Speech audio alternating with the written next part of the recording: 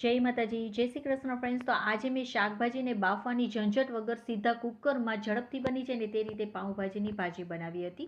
તો તેની માટે આપણે સીધા કુકરમાં જ 2 થી 3 ચમચી જેટલું આપણે તેલને ગરમ કરી લેવાનું છે. તે ગરમ થઈ જાય એટલે 7 થી 8 લસણની કળી, અડધી ચમચી જેટલું આખું જીરું નાખવાનું છે. 2 મીડિયમ સાઇઝની ડુંગળી નાખી દેવાની છે. હવે ડુંગળીને આપણે બહુ નથી સતળાવા દેવાની, તેનો કલર ચેન્જ થાય ને ત્યાં સુધી નહીં, પણ તે ટ્રાન્સપરન્ટ થઈ જાય ને પાણી કલર જેવી થઈ જાય ને ત્યાં સુધી સતળાવા દેશું.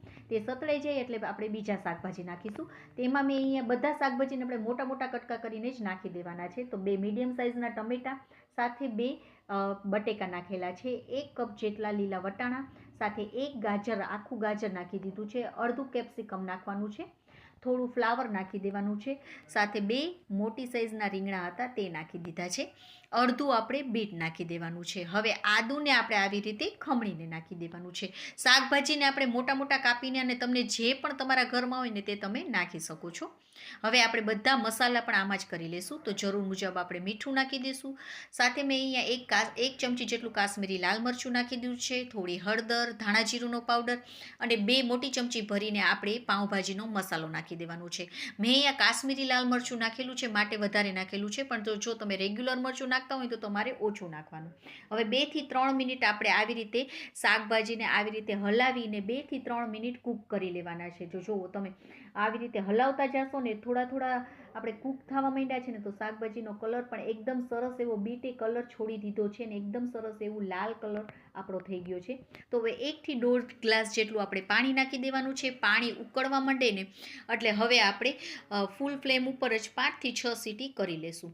તો જો એકદમ સરસ એવા આપણા આ બધા શાકભાજી બફાઈ પણ ગયા છે. તો જો એકદમ સરસ એવા આપણા બધા શાકભાજી બફાઈ ગયા છે. તો હવે આપણે મેશર વડે તેને આપણે મેશ કરી લેશું. છે ને એકદમ સરળથી તમે પાઉંભાજી બનાવી શકો છો. બાળકો જ્યારે પણ ડિમાન્ડ કરે ને ત્યારે તમે આ બનાવીને રેડી કરી શકો છો.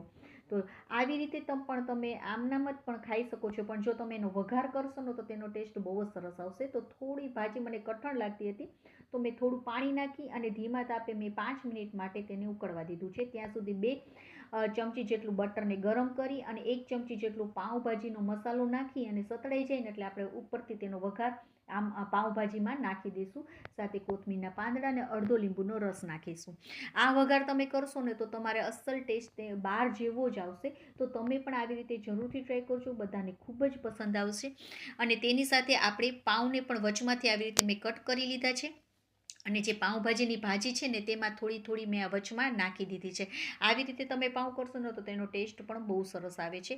હવે તવી તમારી ગરમ થાય ને એટલે તેલ, ઘી અથવા બટરને લગાવી અને ઉપરથી પણ પાઉંમાં પણ લગાવી દેવાનું અને ઉપર નીચે સાઈડ આપણે બંને સાઈડ ગેસની ફ્લેમને મીડિયમ કરી અને પાઉંને શેકી લેવાના, જેથી તેનો ટેસ્ટ પણ સરસ આવશે અને તે બળશે પણ નહીં.